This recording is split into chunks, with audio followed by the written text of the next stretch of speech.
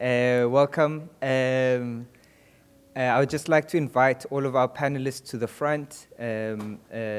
Ms. Diana Barraclough, Giuseppe De Simone, and we are also joined by Mr. Bentley Allen, and a huge welcome to Her Excellency Minister Maropene Ramakgopa from the Department of Monitoring, Evaluation and Development. Welcome everyone. My name is Kamal Rambrith from the Institute for Economic Justice. The Institute for Economic Justice is a progressive economic think tank based in Johannesburg. And this year we've been a resource partner to the G20 and the Sherpa track in particular. One of the exciting tasks that we've had this year is to support the work of Task Force 1, which is a task force that focuses on employment, inclusive growth, reducing inequalities, and industrialization. And one of the tasks of the Task Force 1 is to discuss the issue of industrial policy. And it had originally been framed as developing G20 principles on green industrial policy, and has now become the negotiations on the G20 Principles on Sustainable Industrial Policy, to incorporate the various elements of economic, social, and environmental development. These negotiations are currently ongoing within the task force. There have been many days of sittings of negotiations on these principles. And this kind of discussion that we're going to have today is to discuss some of the developments around those negotiations, but more broadly to discuss the development of industrial policy. Industrial policy was a swear word a decade or two ago, but has now become a buzzword. The shift in the global order away from what's known as the Washington Consensus, which was underpinned an approach to economic global policy around deregulation and a complete absence of any market making or market interference, has now been entirely upended by some of the largest economies of the world.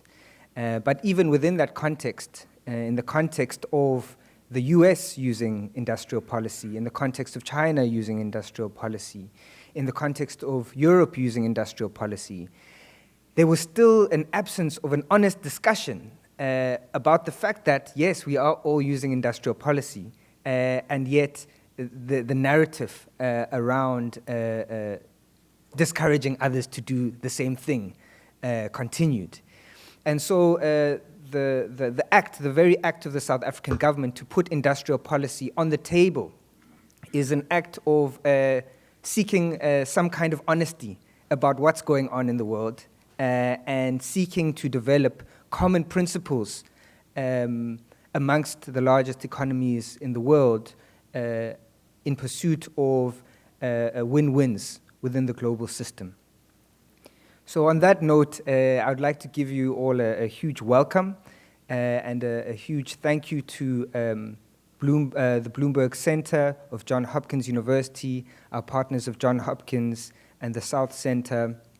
It's a real honor to be here in this beautiful, beautiful building. It really is stunning, and it's very exciting to having this exciting discussion in such an incredible location. We'll start off the proceedings today with an input by Her Excellency Maropene Ramakgopa, and then we will move on to a panel-style discussion with Dr. Diana Barraclough, Dr. Giuseppe De Simone, and Dr. Bentley Allen. So on that note, I would like to welcome up to the stage Her Excellency Minister Ramakgopa. Thank you. Thank you very much, Kamal, and good morning to everyone. Let me greet, of course, the panelists, ladies and gentlemen, friends of South Africa, and I would say lovers of industrial policy. South Africa, of course, is, I think is 35%, almost 35% of industrialization in the entire region of Africa is in South Africa. But we have also realized, of course, that without regional integration, we will then now not be able to achieve some of the things that we have set out for ourselves. We can have as many policies that we have, but if there is no regional integration, we will then now not be able to achieve some of those things that we set out for ourselves. We have recently, I would always say that it's recently, I think it is last year, we have then now been able to come up with something that is called the Medium-Term Development Plan after having to actually come up with a coalition of 10 political parties in South Africa, which is like the first time we had to actually go through that. We then now agreed that an inclusive economy cannot be done without having to look at industrialization, and that would then now assist us to actually be able to come up with job creation. So it is important for us to then now be able to start having talks, but also to learn and actually increase the knowledge base that is needed for us to be able to achieve what we have set out for ourselves as a country, but also as part of the region of SADC, but also the region of Africa as a whole. Of course, it is an honor to open this important dialogue on industrial policy cooperation under the banner of South Africa's G20 presidency. I would like to extend my appreciation, of course, to Johns Hopkins University and the Net Zero Industrial Policy Lab for hosting us today. I would like to extend a special thank you to our G20 resource partners, the Institute of Economic Justice, the South Center, and the United Nations Conference on Trade and Development for their ongoing support for convening this vital discussion today at such a critical conjuncture for global economic governance. Across the world, international organizations such as the International Monetary Fund and World Bank and countries in the global north and global south are rethinking the role of industrial policy. Industrial policy is being redefined not only as a tool for growth and competitiveness, but also as an instrument to inclusion, sustainability, and definitely resilience. Collectively, we are called to envision and put into practice policies that will grow our economies while we are also delivering justice, equality, and definitely opportunities. In this regard, it is important for industrial policy to be financed in ways that are market enhancing, while simultaneously reducing inequality and poverty and creating employment. This must be done because it is both smart economic planning and moral prerogative. This is why the G20 Task Force 1 that Camille have just been speaking about is negotiating G20 high-level principles and green industrial policy, as well as South Africa's leadership. South Africa's G20 presidency is guided by the overarching theme of solidarity, equality, as well as sustainability. South Africa's G20 presidency emphasizes that moral purpose and economic rationality can and must go hand in hand. A fair and efficient global economy cannot be achieved if growth is decoupled from equality or equity, or if innovation is pursued without inclusion. We do believe in inclusivity in whatever it is that we do. An economy that leaves millions behind is not truly efficient, and a financial system that rewards speculation over sustainable production will not take us closer to achieving a sustainable development goals agenda. Our challenge, therefore, is to align industrial ambition with social justice, to build markets that create value and opportunity broadly, and to finance industrial institutions in ways that empower rather than include or exclude. That is why, under South Africa's presidency of the G20, we have also advanced the work of G20's Development Working Group on domestic resource mobilization and to decisively curb illicit financial flows. In July this year, the G20 Ministerial Meeting of Development adopted the G20's Kukuza Development Ministerial Declaration, which recognizes that curbing illicit financial flows is essential to unlocking the fiscal space needed for sustainable development and definitely industrial transformation. According to UNCTAD, the African continent loses an estimated $88.6 billion each year to illicit financial flows. That is an equivalent of 3.7% of the African or the whole of the continent's GDP.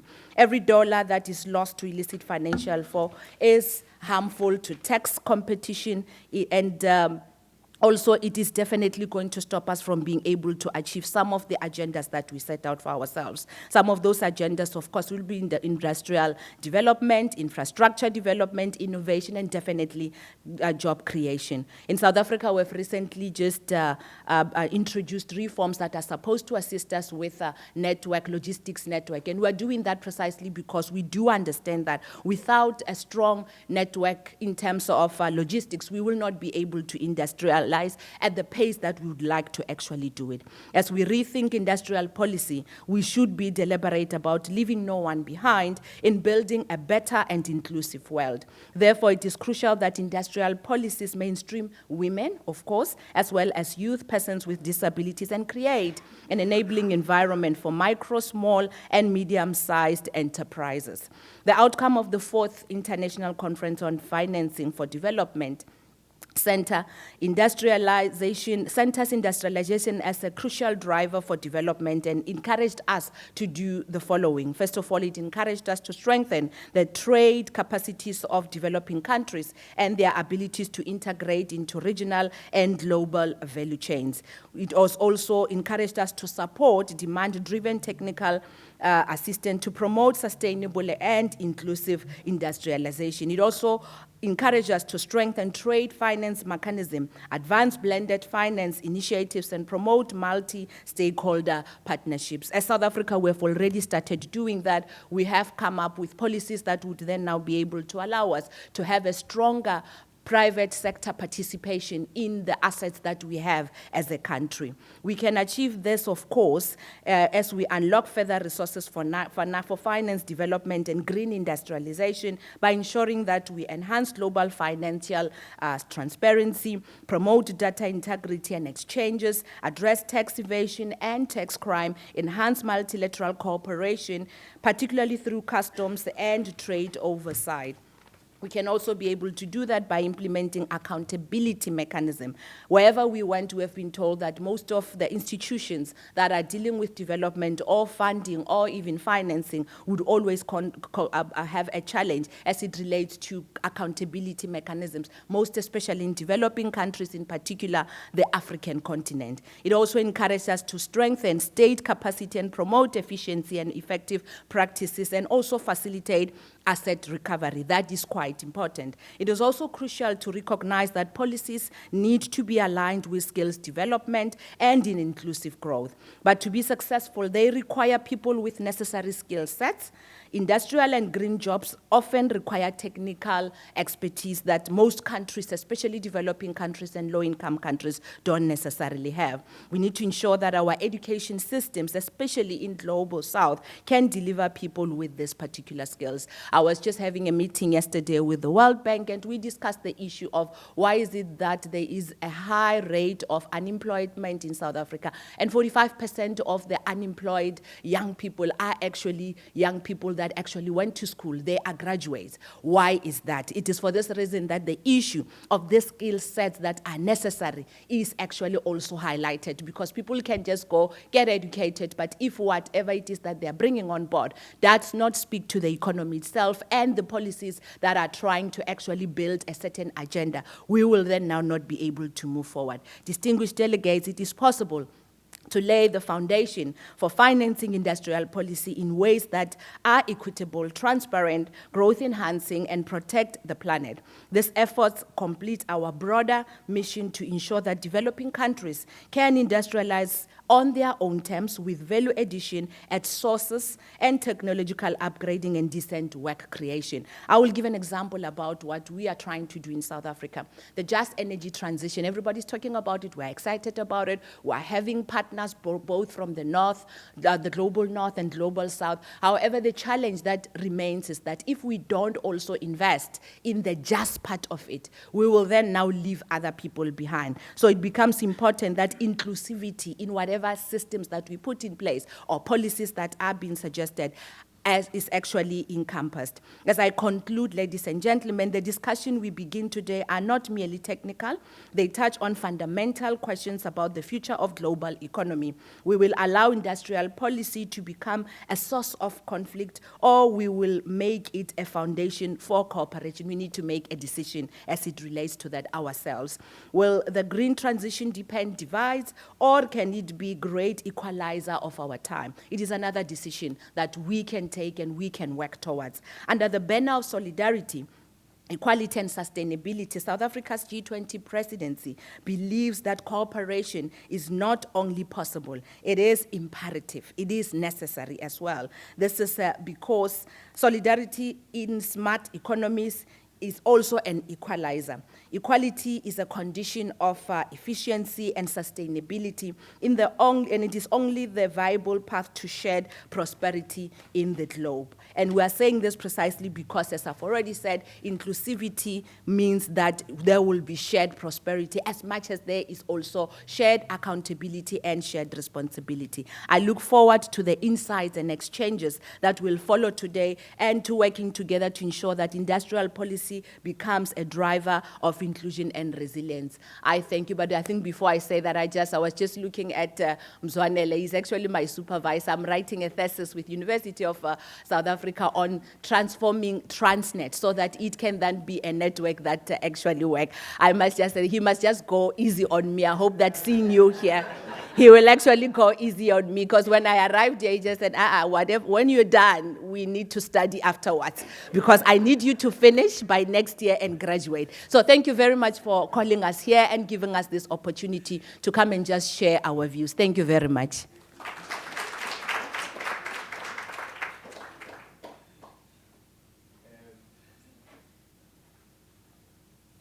Okay, at this point, thank you so much, Minister Ramakgopa, and we're really honored to have you here with us today. At this point, I'd just like to invite our panelists up. Giuseppe, Diana, Bentley, please join us on the panel. I'm going to be quite ruthless with time. So I just made sure that the minister is sitting in the audience now, so I don't get in trouble when I get back home. But I'm going to be quite ruthless with time, and I apologize in advance. But I think we've only got less than 40 minutes left of this discussion. And so I'd like to pass on to Mr. Bentley Allen. This discussion that's ongoing within the G20 around principles, right? This kind of multilateral negotiating process. It's complex, it's time intensive, and often it only really delivers outcomes that are of the lowest common denominator, right, in consensus-based negotiations. What are the other ways that countries can organize and build coalitions to achieve the industrialization objectives that are needed outside of these kind of text-based negotiating environments? And then just to follow up on that is to ask, from your view as an academic, what can academia do in supporting governments' efforts to support the industrial policy? Thank you, Kamal, and thank you to the Minister for her excellent comments, and for all of you for joining us so early in the morning. But we're blessed with some beautiful sunshine from behind the Capitol to greet us on this beautiful day. First of all, I do think that we have to strive for consensus in certain areas. The liberal international order and the rules that it was built upon were really designed to favor an interlocking set of market-based principles. And those principles now have come apart. And we are in this new domain where we have to find a new way forward. And I do think that the work that South Africa is leading on the task force for generating a new set of industrial policy principles is absolutely essential work, and we do have to strive for consensus.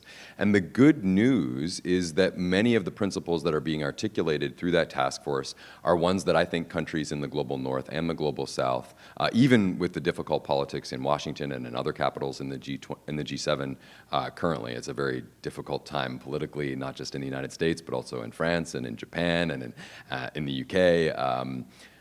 So it seems like it's the time in which we're not going to get consensus, we're not going to get cooperation. But I actually think the world needs us to be more focused than ever and more driven to achieve consensus on core principles, especially around industrial policy, than ever. And the reason why I'm still optimistic is because that it's just obvious that there are win-wins all over the map when we think critically about the investment that we can do, not only in the energy system, but also in industrialization in the global south. Countries in the global north need the materials and expertise and value addition that can happen in the global south, and countries in the global south will really benefit from the finance and the investment that can be provided to them from countries in the global north. But in the absence of that consensus and the achievement of new ideas around principles, there are nonetheless still great opportunities for countries to form what we really think of as sectoral clubs in these areas. We don't need to have full consensus on everything, but rather the countries who want to advance a different vision for steel and aluminum, let's say, can get together and talk about the rules and think about how they can create concrete initiatives towards building new forms of supply chains in each of these areas in specific areas, right? So we can think about that happening in steel and aluminum, in the battery supply chain, in the supply chain for new renewables technologies. We can think about sectoral clubs where smaller groups of countries can get together to work on financing and project development in a strategic way, rather than leaving that up to just the market. And when we have industrial policies aligning between countries, we call this in the lab joint industrial policy where countries try to align their domestic industrial policies through international means, that joint industrial policy can be pursued at the sectoral level, at the micro level, not just at the macro level of trying to achieve G20 principles.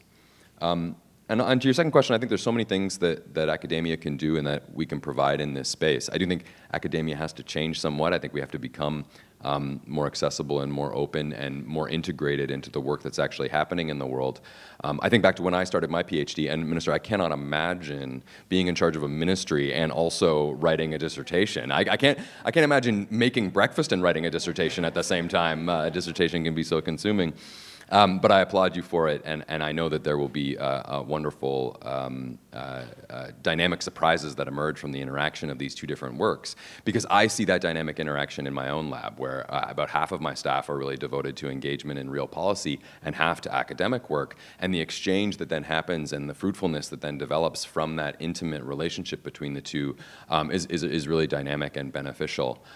So I do think that we need to create more spaces like that in academia, where we're really bringing our expertise into what's actually happening on the ground.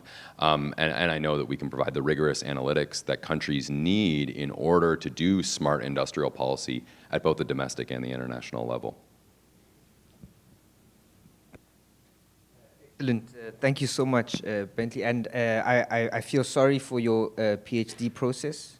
I feel sorry for the minister's upcoming PhD process, but most of all, I feel sorry for Mzwanele, who's in my team, and will have to supervise the minister, because I don't know how he's going to get away with that.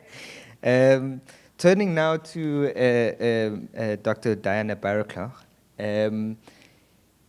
Diana is from UNCTAD and has been doing some excellent work around financing and the financing of just transitions and green transformations.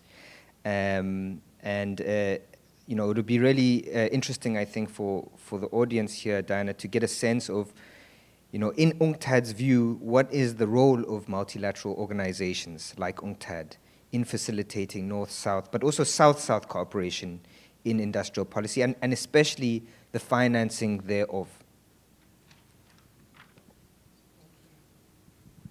Thank you very much, Kamal. It's wonderful to be here. When Kamal said he was going to be very strict with us on the time, what he didn't say is, by the way, I'm throwing out completely the order of program that you were told about in advance, and we are doing something more spontaneous. So thank you so much for that. So the role of UNCTAD, well, of course, as you all know, the role of the UN and all the multilateral organizations is in quite a tumultuous time. We see it as a time of transition, and we're looking for, you know, the best path forward that we can, but it's not straightforward. As you know, our budgets are also cut severely, and we're also struggling to do our job of providing the service that is needed for our member states. So the role of UNCTAD, in fact, we are entering our conference next week, where our member states will tell us what they want of us, and we will have a discussion about the state of the global economy and the most important and relevant contributions UNCTAD can make. So this is, I would say, this is a moment of debate.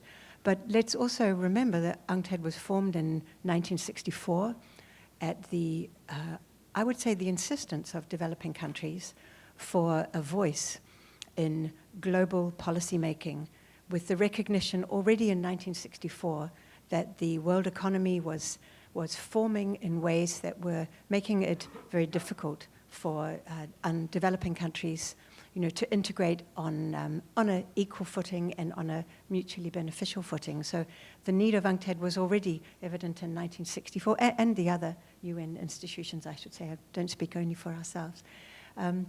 In the sense of what we do looking forward, bringing this into this, this very specific and, I think, concrete question of industrial policy, what we heard from the minister very eloquently and compelling, it's no longer a question about should a country do industrial policy or not. That argument has, I think, been pretty decisively made. The question now is how to do it. And the expectations of the success of industrial policy, that's a very big ask that you have mentioned. We're talking about structural transformation of the economy into higher productivity activities, into activities that are low carbon in their use and efficient in their resource use, also shifting away from high carbon activities and doing this in a way which provides decent jobs for large numbers of people with an equitable society. I mean, this is a huge ask for industrial policy. It's the biggest investment push that we've ever seen. So that leads me to the question of the finance. And to get to your point, Kamal, about what do the international institutions have to do to help this, we're looking at the biggest investment push ever. It has to be at a global level, because there is a lot that countries can do individually and regionally, but actually it needs to be global as well for the scale of finance and the interconnectedness of it. And now UNCTAD, and indeed your own work in the G20 Principles, it's a recognition that we have major flaws in the international financial architecture that really need to be redressed before we can scale up finance at affordable cost and into the places that it's needed. So there's a very dangerous narrative that goes around that really, we only need a small proportion of total global financial assets. Global financial assets are worth, I think, more than 470 trillion is the last count from OECD. And what we need for industrialization and climate-aligned development is a peanut of that, 1% of that. So it should be straightforward to get this and allocate it into these very productive activities that will earn revenues and create jobs. But it's not straightforward. And we've seen over a decade of this strong narrative that these funds will be harnessed. In fact, it's not working. And so we need this heavy lifting by the public banks and the public financial institutions. And these are global public banks, but also regional and national.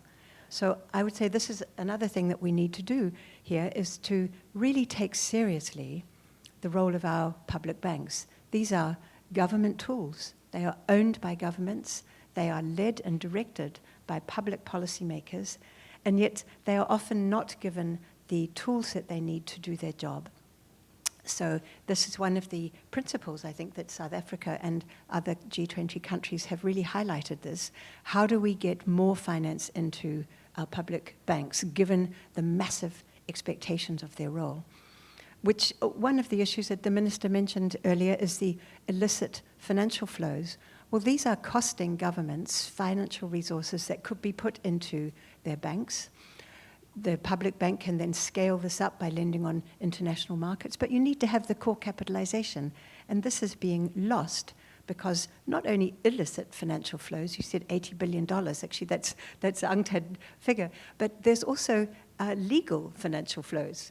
So we need a global tax governance that does not have this base shifting, or that does not have these very unequal and ultimately destructive outflows of finance. Net capital from developing countries is negative. More money is coming out than is going in, even with all the ODA and the investment. And the financial and tax regime has a lot to contribute to this. I'm aware that I don't want to overrun my time, but thank you so much for starters. Thank you so much, Diana.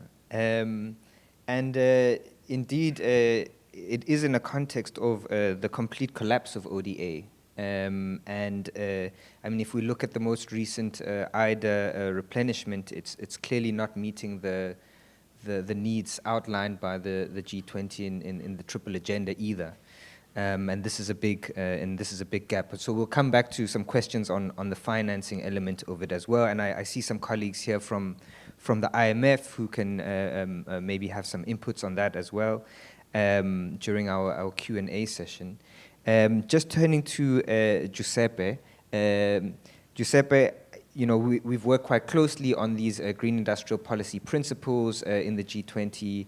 And UNIDO has been kind of integral to developing these principles in the G20. But, within the G20, there isn't an industrial policy working group. And all likelihood is that next year, during the US presidency, there'll be a huge cutting of many, many working groups. So, what is the prospects of continuing this work and taking forward this year's effort by the South African presidency on developing these green industrial policy principles? What is the potential of taking that forward, and how can UNIDO help to develop and support the implementation of these principles? Thank you, Kamal, and thanks for inviting me for this to this wonderful building and this great event and a very timely discussion. I am not going to repeat what my colleagues have said. I want to put some of the maybe give some nuances to some of the things that were briefly mentioned, because I think that it's important to answer your question on what can be done right now, and also what was raised earlier. So we talked about the fact that now industrial policy is established as a concept and as a tool or a set of tools that everybody's using. But let us go through a little bit the evolution of this thinking within the G20 context, right? I want to highlight three major moments. They are not the only ones, but three major moments I've been following G20 for the past 10 years, right?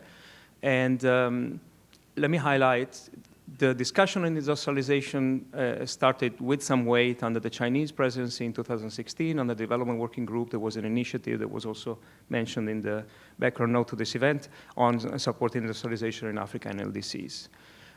And that was, and here I'm going to give my comment, as knowledge partners, we're not members of the G20, but we do contribute. We try to influence the agenda to reflect the United Nations principles and the status quo in terms of knowledge on best practices. That was treated as, okay, industrialization is on the agenda of developing countries. Yeah, let us have words of support to developing countries in their efforts to, it's no surprise. UNIDO is a specialized agency of the United Nations on industrial development. It's nothing new that developing countries want to industrialize, right?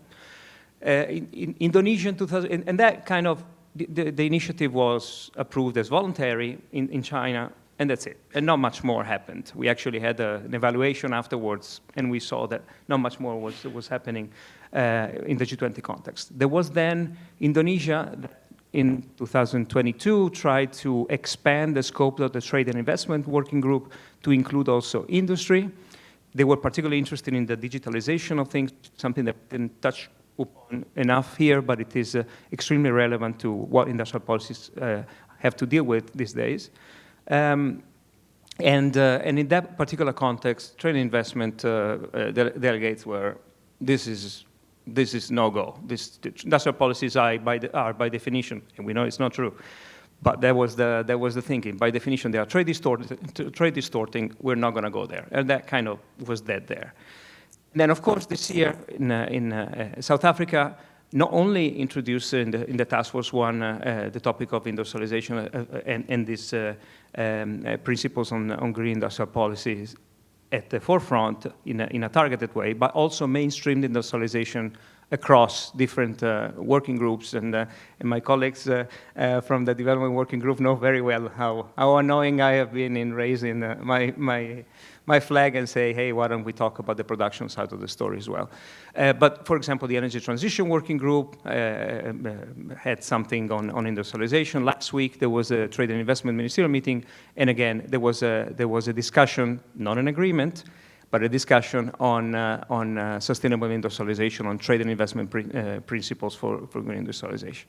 So this is a little bit, the thinking has evolved from this is a developing countries issue to something that has become, okay, this is about our energy security. The COVID crisis was clear for that, right? It was a production crisis, very clearly. We could not find items in the stores, right? So, and from that moment on, resilience, the minister talked about that earlier, economic security. These are the topics that right now drive some of the industrial policy discussions from governments. On the other hand, we have the need to drive production transformation, right? We are dealing with the pace and the scale of the transformation required to meet our climate goals and to keep pace with the technological advance these days is massive. We cannot just rely on the market will adjust immediately. We need to drive innovation, and there's an important role that industrial policies, that the public sector, as was mentioned earlier, can do in this sense. In this context, G20 is struggling to find consensus over these things because, as I said, there is a convergence around the need of industrial policies. Industrial policies themselves have evolved for the past decades as well. Now it's a much more comprehensive discussion. It was touched upon before, not only a vertical sectoral discussion, and rightly so.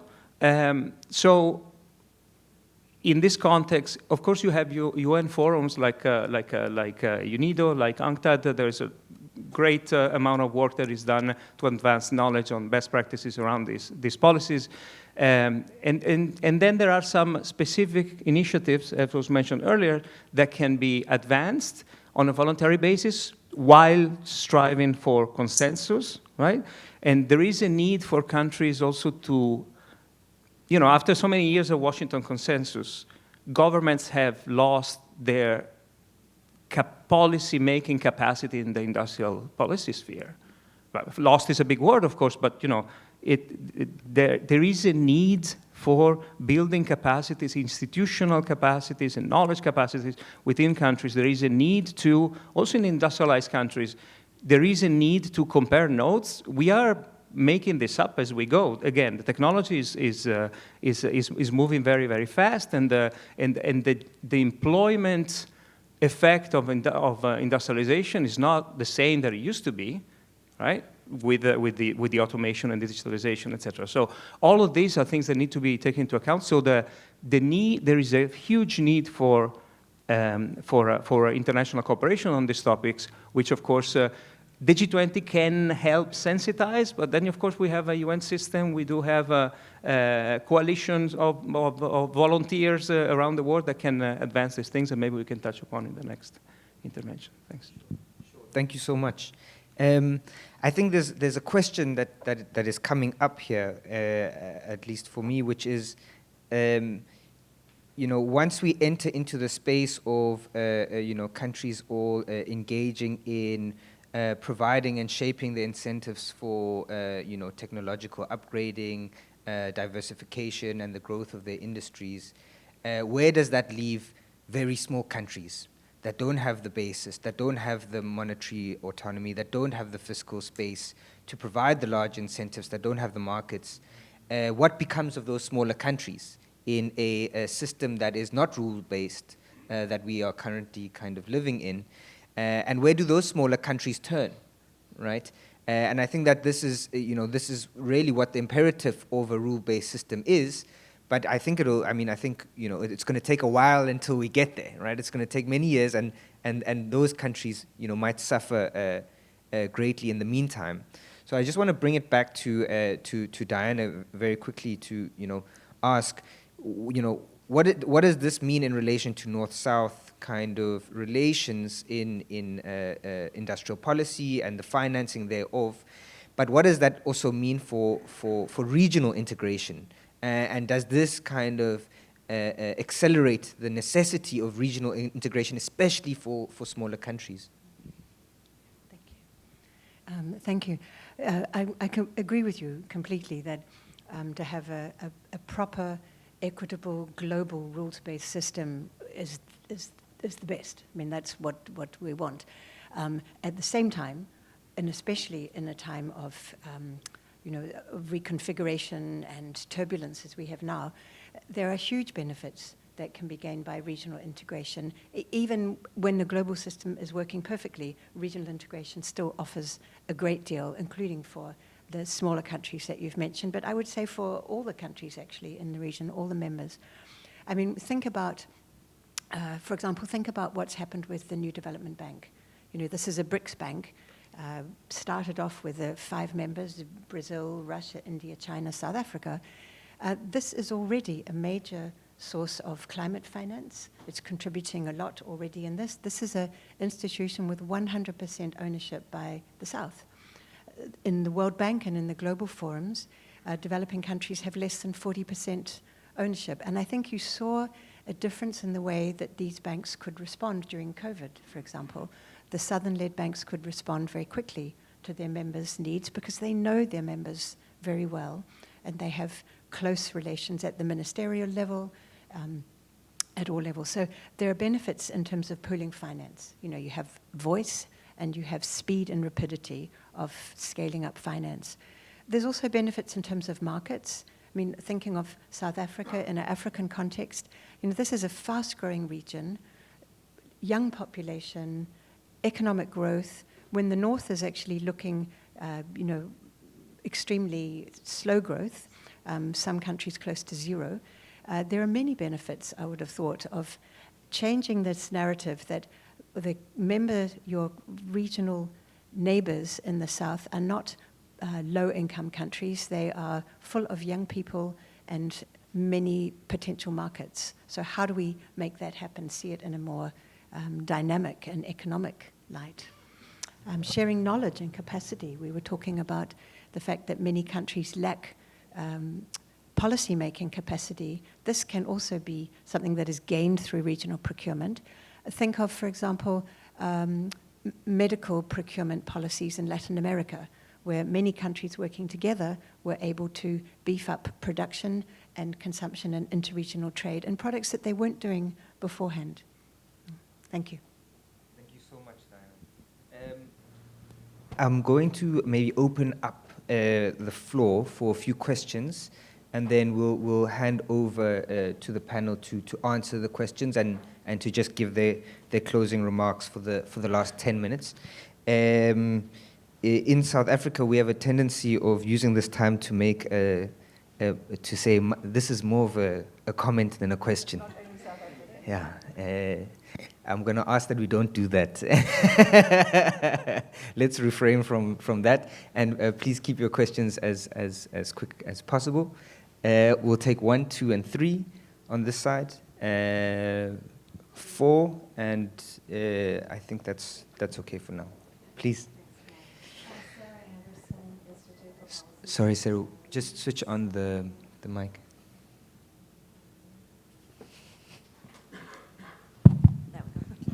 Sarah Anderson, Institute for Policy Studies here in Washington, D.C. One of my goals in engaging with the G20 this year, but more so next year, is to use it as an opportunity to educate ordinary Americans about how their welfare is linked to the welfare of people in other countries. And so I'd love to hear sort of your best pitch on why people in the U.S. and elsewhere in the global South should support sustainable industrial policy in the global South. Great question. Thank you. Thank you very much. I'm Henrik Harbo from Norway. We are fortunate to be guest country under South Africa's presidency, and I'm Norway's Sherpa in the process. So I think this is a very interesting discussion, and we support very much the work of Task Force 1. But of course, would like to see that this is not only a one-year discussion, that it continues in some way. So I just wanted to pick up something you said in the first intervention Bentley, on sort of the win-win aspects of this. And how can we convince the US to take part of this agenda forward? We have heard over the last couple of days that they will focus a lot on growth. So what we're talking about is crucial for growth. Quite positive on the debt agenda, because they want to push China on more transparency. AI, energy. So a lot of the issues that you touch upon directly or indirectly are part of their agenda. So how can we make this last more than this year and convince well, we cannot convince them, but so that it's their interest to take part of this forward. Thank you. Hi all, my name is Ben. I wanted to ask a question. Folks have talked about regional integration, and I'm really curious if anyone could speak to sort of the state of trade invoicing in local currencies as a way to sort of do this regional cooperation, build fiscal space, which has sort of been a word we've been speaking about a lot. So curious about the state of play of local currency trade invoicing for building this space. Excellent, thank you. And then there was a question at the back as well. And then we'll take Dr. Yufeng Li's question last.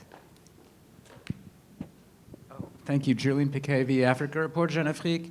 I have a similar question, but maybe you can dive a little bit deeper into, you mentioned that the Trump administration is expected to, kill a lot of the panels, et cetera. So what are the most, if you were to reach out to the administration, the US, what are the key things that you want them to keep moving forward? That would be very helpful. Thank you.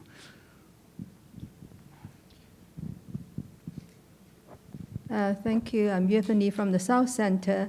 Can I ask a question to the Honorable Minister? May I? You may, but I'm not. I'll have to protect her in case she. I think it will be good for her thesis. I'm sure of it. Okay, it's a workshop on your PhD, Minister. You can't say no at this point. And your supervisor is sitting right there, so he's watching. Okay, it's going to be a general question. I know the African Free Trade Area has grand ambition relating to green industrialization, and individual countries have also established, draw up strategies and policies in this area. I would like to hear from you, Minister, what do you think are the current progresses in reaching forward and achieving green industrialization? Thank you. Okay, thank you very much, everyone, for those questions. We've got one question on why should the US and its people support industrial policy in the Global South. We're asking about how can the US take this agenda forward and what key asks for the US should be next year, and a question about trade invoicing, and then there's a question around green industrial policy for the minister and the progress thereof. And if we could just use this as well to make closing statements, that would be great. Mr. Bentley. Thank you so much. Yeah, I think Sarah's question is a really good one, and I do think we're not having an honest conversation with Americans about the way that they are situated in a broader global economy.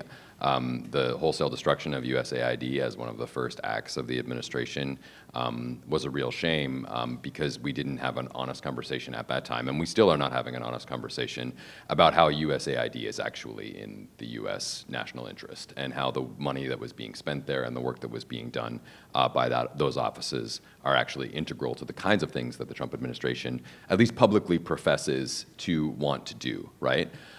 So I think that we do have to have that conversation, and I think there's a very easy and direct way to do it, which is the way that we had this conversation during the Cold War, right? Which is that our security is tied to the security of other countries.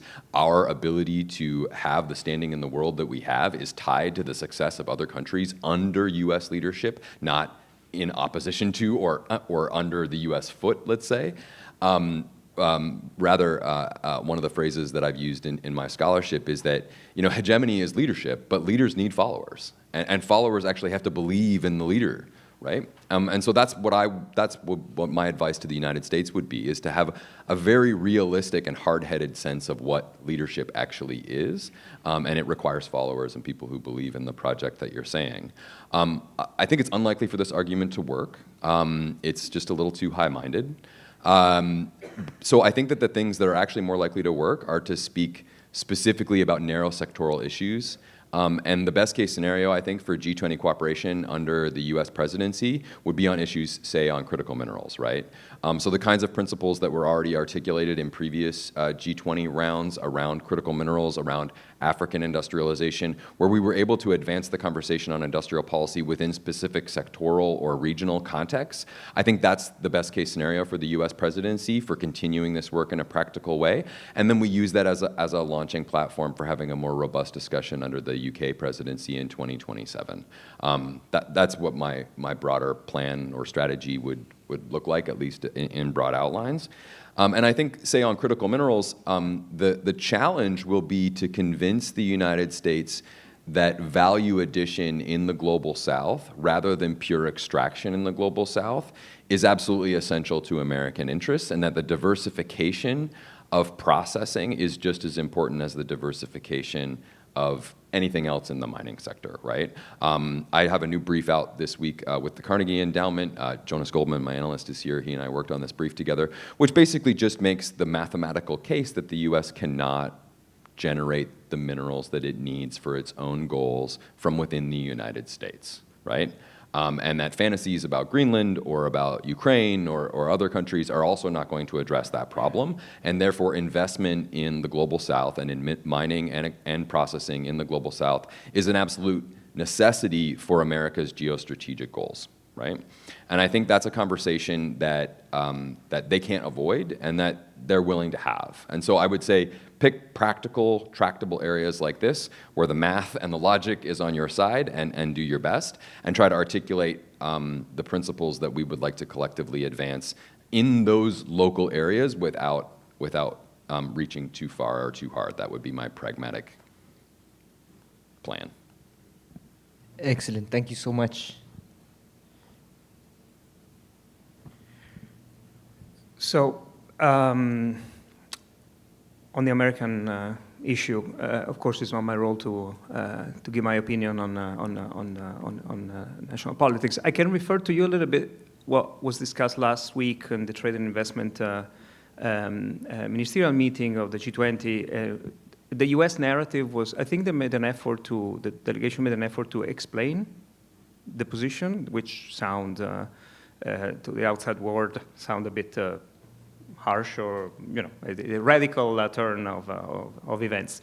And the narrative is about we want to make of the U.S. a production economy again, and not only a consumption economy, right?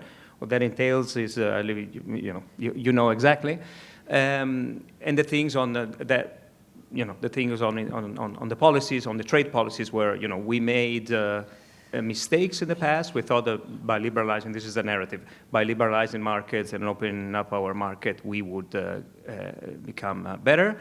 But because of this policy mistake, I'm quoting here, and because of the practices of, in particular, one big country in the East, as you imagine, we have deindustrialized. And what we want is to reindustrialize, right? So I think that the narrative right now immediately is to get manufacturing jobs back in the US more than anything else.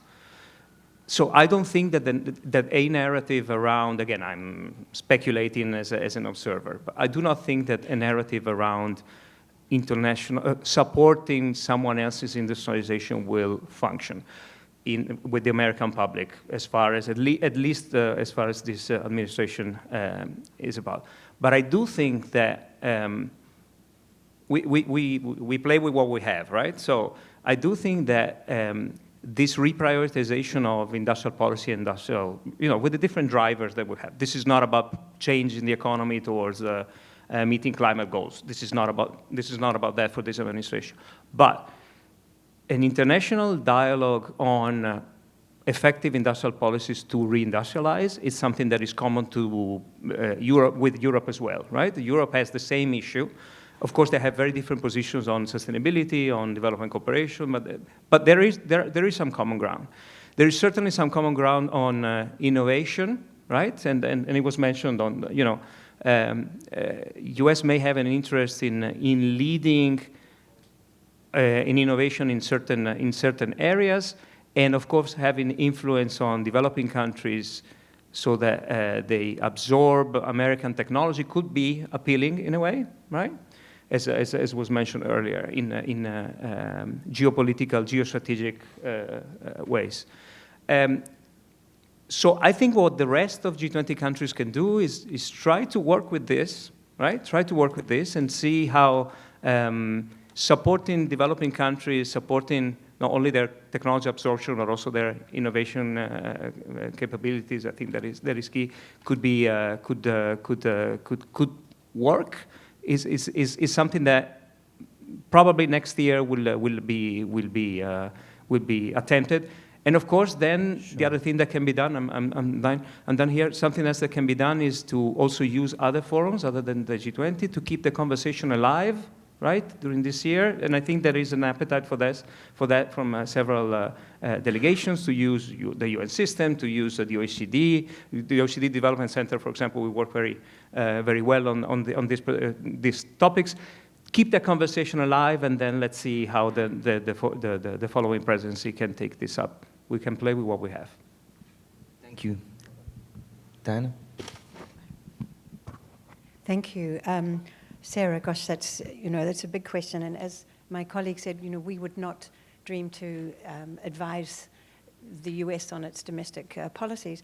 But, you've asked a kind of a bigger question, really, which is, how do we show the win-win that, wealthy countries do not benefit by keeping poor countries poor? That's the baseline. And then actually wealthy countries can benefit when poor countries get more wealthy.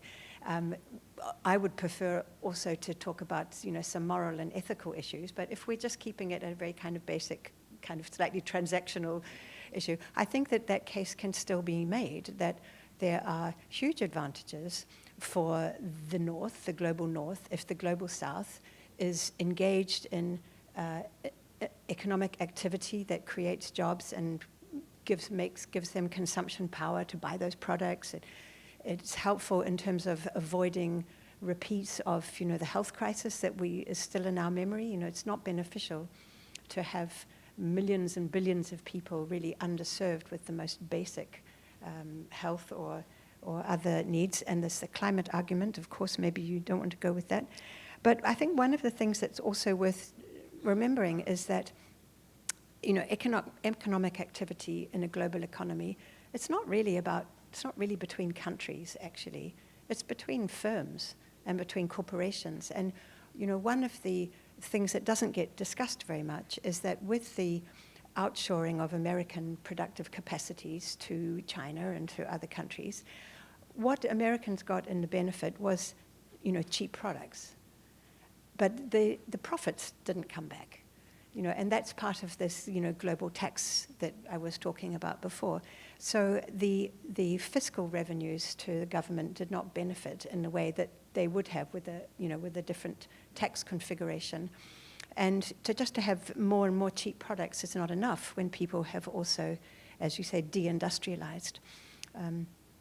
So I think maybe if it cost America less to also continue to fulfill its commitments in terms of ODA, if the fiscal revenues had been paid as they should have, maybe that argument would be different. Excellent. I sense Kamal is shutting me here. Yeah, sorry. We support free and open debate at the IEJ, and it's not against that principle, but I think we need to close off. We're about 5 minutes over time. Just in the last bit, I'm going to give over to the Minister to offer some closing remarks and to respond to the question. Would you like to come up, or are you okay there? I'm okay here. Thank you very much. I was not aware I'll be doing closing remarks. However, in terms of the question that was asked, one of the things that we are putting in place as the continent and the sub-region of SADC in particular is to deal with the issue of a regional strategy on critical minerals, most especially the critical minerals that are contributing to green energy.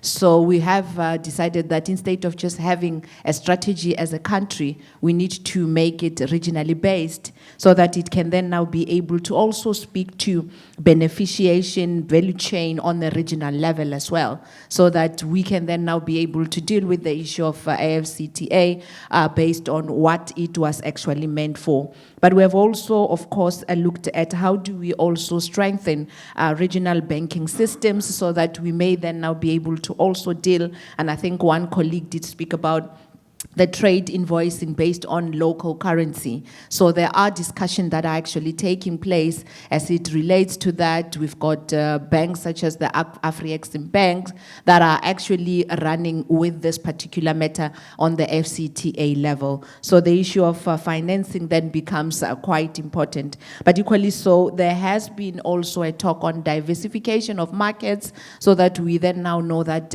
not that we are saying that we will not continue to support multilateralism that have always been in place. We still are negotiating and continuing to ensure that the trade partners that we have always had still becomes our strong partners. But the view of looking at the diversification of markets, most especially on the green energy products, we are actually looking at that. And lastly, there is a talk as well where we are also talking about an integrated way of commercialization of carbon credits, because we are the least also emitters. So we are actually looking at such things so that we can then now benefit more on whatever programs that we are putting in place to speak to the issues that speaks to our commitments on different global multilateral levels. So that's more what we are actually working on. And I know that there is a lot of progress that have been made in terms of beneficiation, integration, but also the critical minerals. But we have drawn our own critical minerals ourselves. We are not going to base it on what is already been spoken about. We have said as a region, we will say this is our critical minerals according to us. Therefore, whoever can want to come and partner with us on technology as well as skill base, we are open to that. So that's what we are actually doing from our side.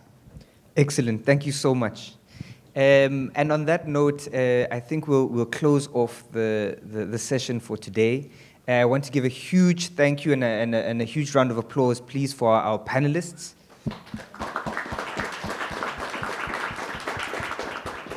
And just to thank the Net Zero Lab from Johns Hopkins University, the South Center, and the Department of International Relations and Cooperation, for this partnership and for coordinating on this event today. I just want to thank you all and wish you a pleasant Friday afternoon. Thank you.